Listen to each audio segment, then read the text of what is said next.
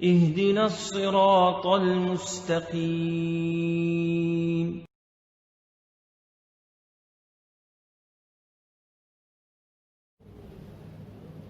السلام علیکم ورحمۃ اللہ وبرکاتہ. نحمده ونصلی علی رسولہ الکریم. اما بعد فاعوذ باللہ من الشیطان الرجیم. رب اشرح لی صدری ویسر لی امری واحلل عقدۃ من لسانی یفقهوا قولی. رب یسر ولا تعسر وتمم بالخیر. امید ہے آپ سب خیریت سے ہے اور عافیت سے ہے. اللہ تعالیٰ کے حکم سے ہم آج اپنا پہلا ویڈیو شروع کرتے ہیں. اللہ تعالیٰ ہمارے پڑھنے اور پڑھانے کو قبول فرمائے. سورہ زمر میں اللہ تعالیٰ کا ارشاد ہے. اللہ تعالیٰ نے اپنے رسول صلی اللہ علیہ وسلم سے ارشاد فرمایا، آپ میرے ان بندوں کو خوشخبری سنا دیجئے جو اس کلام الہی کو کان لگا کر سنتے ہیں پھر اس کی اچھی باتوں پر عمل کرتے ہیں. یہی لوگ ہیں جن کو اللہ تعالیٰ نے ہدایت دی ہے اور یہی عقل والے ہیں. اللہ تعالیٰ فرماتے ہیں جو قرآن کو کان لگا کے سنتے ہیں، اچھی طرح سے سنتے ہیں اور اس پر عمل کرتے ہیں، ان کو اللہ تعالیٰ وہی بول رہے کہ وہی حق پر ہے. یعنی کہ ہمارے لیے ضروری ہے کہ ہم قرآن کو اچھی طرح سے سنیں، پڑھیں اور عمل کرنے کی کوشش کریں انشاءاللہ. صحیح بخاری کی حدیث ہے، رسول اللہ صلی اللہ علیہ وسلم نے ارشاد فرمایا، تم میں سب سے بہتر وہ ہے جو قرآن مجید پڑھے اور دوسروں کو پڑھائے. تو پڑھنے والے بھی بہترین ہیں اور پڑھانے والے بھی. اللہ ہمارے پڑھنے اور پڑھانے کو قبول فرمائے، آمین. بہت سے لوگوں کے دل میں سوال ہوگا، اب تک جیسا پڑھ رہے ہیں وہ صحیح کیوں نہیں، اب یہ نئے سے ایسا کیوں تجوید بول کے آیا ہے. تو جب وحی نازل ہوئی تھی تو ویسے ہی پڑھتے تھے جیسے اس کا صحیح طریقہ تھا، کیونکہ ان لوگوں کی زبان ہی عربی تھی. اس لیے سارے علماء نے مل کر پوری دنیا کے لوگوں کے لیے قرآن آسان اور صحیح پڑھنے کے لیے کچھ رولز جمع کر کے نورانی قاعدہ لکھا تھا. اگر ہم کوشش کریں گے تو انشاءاللہ ہم 1 مہینے میں نورانی قاعدہ پورا کر سکیں گے. میں پوری کوشش کروں گی اس کو اتنا آسان سے سمجھانے کے لیے کہ چھوٹے بچوں سے لے کر بڑے لوگ بھی آسان سے سیکھ سکیں. اللہ آسان کرے میرے اس کام کے لیے. اور میں آپ کو ایک چھوٹا سا مثال دوں گی. آپ کے دل میں جو خیال ہے کہ کیوں تجوید سیکھنا ہے بول کے، وہ خیال جانے کے لیے میں آپ کو چھوٹا سا ایک مثال دیتی ہوں. دیکھو، ہمارے عربی میں ہم 2 لفظ پڑھتے ہیں، حمزہ اور عین. 2 لفظ پڑھتے ہیں، حمزہ اور عین. اگر کیا ہوتا ہے، اگر ہم حمزہ کے یہاں پہ کیا ہے، عین ہے. اگر آپ قرآن میں سورہ بقرہ نکال کے دوسرے پارے میں اگر آپ 29واں آیت دیکھیں گے تو اس کے اندر آخر میں آتا ہے علیم. علیم کیا ہے؟ وہ علیم یہاں پہ کیا ہے؟ عین ہے. یہاں پہ عین ہے. اسی طرح اگر آپ سورہ بقرہ میں آیت نمبر 104 میں دیکھیں گے تو اس کے آخر میں آتا ہے علیم. یہاں پہ علیم ہے. اس 29 آیت کا جو مطلب ہے، معنی ہے، وہ یہ ہے کہ اللہ وہ ہے جس نے جو کچھ زمین میں ہے سب تمہارے لیے پیدا کیا، پھر آسمان کی طرف متوجہ ہوا تو انہیں 7 آسمان بنایا اور وہ ہر چیز جانتا ہے. مطلب علیم کا مطلب وہاں پہ علیم سب کچھ جاننے والے، نوئنگ ایوری تھنگ، سب کچھ جاننے والے. اگر ہم علیم کی جگہ اگر علیم پڑھ دیں گے تو کیا ہوگا؟ یہاں پہ آپ اگر آپ یہ دیکھو، اسی پارے میں 104 آیت کو دیکھیں گے تو اس کا مطلب یہ آتا ہے، اے ایمان والو، رائنا نہ کرو اور انذر نہ کہو. رائنا نہ کہو اور انذر نہ کہو اور سنا کرو، اور کافروں کے لیے دردناک عذاب ہے. اس کا مطلب ہے لاش میں علیم. اس آیت میں آخر میں علیم آتا ہے. جو آیت میں ابھی پڑھی ہوں اس کے آخر میں آتا ہے کافروں کے لیے دردناک عذاب ہے. یہ علیم کا مطلب ہے عربی میں دردناک. اگر ہم یہاں پہ علیم کے جگہ علیم لکھ دیں گے تو دردناک کے بجائے ہو جائے گا سب کچھ جاننے والے کافر. تو سب کچھ جاننے والے کافر ہو جاتا، اسی لیے ہم عین کے جگہ عین ہی پڑھنا ہے، ورنہ یہاں پہ اگر ہم علیم بولیں گے تو اللہ کے شان میں ہمیں گستاخی کرے جیسا ہو جاتا. اس لیے ہمیں پوری کوشش کرنی ہے کہ ہمیں کیا ہے، عین کو عین ہی پڑھنا ہے، الف حمزہ کو حمزہ ہی پڑھنا ہے. اسی طرح قاف اور خا میں بھی فرق ہوتا ہے. اب قرآن پڑھتے وقت آپ کو آتی ہے، کہیں پہ آپ کو قمر بول کے آتا ہے اور آپ کو کبھی خمر بول کے آتا ہے، 2 حرف آتے. خمر کا مطلب ہے، آپ کو اگر دیکھیں گے تو خمر کا مطلب ہوتا ہے دارو، شراب، نشے والی چیز. اگر آپ دیکھیں قمر کا مطلب ہوتا ہے چاند. دیکھو اگر آپ خمر کے جگہ اکثر لوگ کیا کرتے ہیں، قاف کی جگہ خا پڑھ دیتے تو قمر ہو جاتا خمر، یعنی کہ چاند بن گیا شراب والی چیز.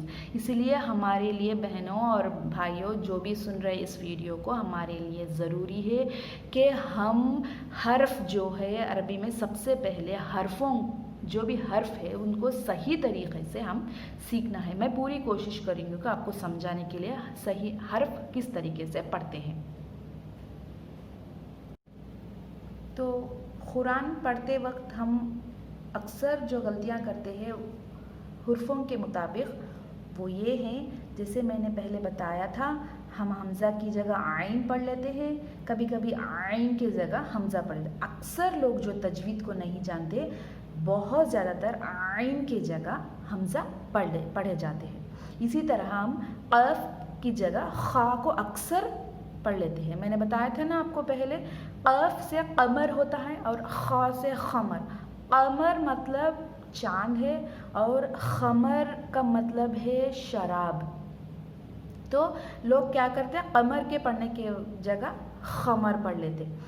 اسی طرح یہ ہے حرف صاد، یہ ہے سین اور یہ ہے سا. صاد میں ایک رقم کا موٹی آواز رہتی، پر آواز رہتی. سین میں ایک رقم کی باریک سی آواز رہتی. دیکھو صاد، یہ سین. اللہم صلی علی پڑھنا ہے، صلی علی نہیں. تو اگر ہم صاد کی جگہ سین ڈال دیں گے تو مطلب بگڑ جائے گا. اسی طرح یہ ہے سا کی جگہ ہمیں ہلکا سا سا کو ہی پڑھنا رہتا ہے. تو زبان کی نوک جا کے ہمیں اوپری دانتوں کو لگا کے ہلکے سے ہوا چھوڑ کے تھوڑی سی زبان باہر دکھنی ہوتی ہے، سامنے والے کو ہماری زبان تھوڑی سی باہر دکھنی ہوتی ہے. تب آپ کو سا ایسے چہرہ ایسا ہوتا ہے کہ جیسے ہم مسکرا رہے ہیں، چھوٹی سی ہمارے چہرے پہ مسکرا رہی ہے، ہونٹ پھیلے ہوئے رہتے ہیں تو سا آتا ہے. تو سا، سین اور صاد میں تینوں میں فرق پڑنا چاہیے. اسی طرح تا باریک پڑھتے ہیں اور تو موٹا پڑھتے ہیں. اعوذ باللہ من الشیطان الرجیم، وہاں پہ ہوتا ہے تو، تا نہیں. اکثر ہم کیا کرتے تھے، شیطان الرجیم پڑھ دیتے، نہیں، وہاں پہ تو ہوتا ہے. اسی طرح زال، زا، ضاد اور ضا میں فرق ہوتا ہے. اسی طرح بڑی والی ہا اور چھوٹی والی ہاں میں بھی فرق ہوتا ہے. تو لوگوں میں اکثر یہ ہوتا ہے کہ کیا ہوگا اگر ہم عین اور حمزہ پڑھیں گے تو کیا ہوتا. ایک تو اس کا مطلب بگڑ جائے گا. دوسرا، ایک حدیث میں آتا ہے، آپ صلی اللہ علیہ وسلم فرماتے ہیں کہ قرآن کے پڑھنے سے ایک لفظ پہ آپ کو 10 نیکیاں ملیں گی، جس کا مفہوم، اس حدیث کا مفہوم یہ ہے کہ ایک لفظ پر آپ کو 10 نیکیاں ملیں گی. تو آپ صلی اللہ علیہ وسلم پیچھے سے یہ بولتے ہیں کہ میں یہ نہیں کہوں گا کہ الف لام میم ایک ہی لفظ ہے، بلکہ میں کہوں گا الف پہ 10 نیکیاں اور لام پہ 10 نیکیاں اور میم پہ 10 نیکیاں. اگر ہم الگ الگ، یعنی کہ الف لام میم پڑھنے سے ہمیں 30 نیکیاں ملنے والی ہوتی ہیں. اگر ہم اس طرح ہم حرفوں کو غلطی پڑھیں گے تو نیکی کے بجائے ہمیں گناہ ہوگا. ہمیں اللہ کے کلام کو صحیح طریقے سے پڑھنا ہے۔ ہم دل میں یہ بالکل بھی نہیں لانا ہے کہ ہم بوڑھے ہو چکے ہیں، اب ہم نہیں پڑھ سکتے۔ بوڑھے سے بچے سے لے کر بوڑھے تک سب کو کوشش کرنا ہے کہ وہ صحیح طریقے سے قرآن مجید کو پڑھے۔ اللہ تعالیٰ کا کلام کو ہم صحیح طریقے سے پڑھنا ہے۔ اس سے پڑھنے سے ہم کو نیکیاں ملیں گی۔ اور کچھ لوگوں کو کیا ہے، ہماری عمر ہو گئی تو اگر ہم اب پڑھیں گے بھی تو کیا پڑھ بھی نہیں پائیں گے، ایسا بول کے ہماری عمر کتنی بچ کے رہ گئی ہے، ایسا بوڑھے لوگ کچھ لوگ ایسا سوچتے ہیں۔ تو ایسا بالکل بھی نہ سوچے۔ جو انسان یہ علم سیکھنے کی، اللہ کے کلام کو سیکھنے کی شروعات کرتا ہے، پھر اگر اچانک سے اس کو اللہ تعالیٰ کا بلاوا آ جاتا ہے، ملک الموت آ جاتی ہے کہ چل اس دنیا کو چھوڑنے کا وقت آ جاتا ہے، تو اللہ تبارک و تعالیٰ وہ اس شخص کو سیکھنے کا قیامت تک اجر دیتے رہیں گے انشاءاللہ۔ تو کیا ہے، سیکھتے سیکھتے اگر ہمارا سفر دنیا میں ختم ہو گیا تو بھی اللہ تعالیٰ اس کا اجر دیں گے، کیونکہ وہ اللہ کا حکم ہے کہ ہمارا وقت ختم ہو گیا۔ تو ہمیں کسی بھی حالت میں، بڑے ہو بچے ہو، مایوس نہیں ہونا ہے، پوری کوشش کرنا ہے۔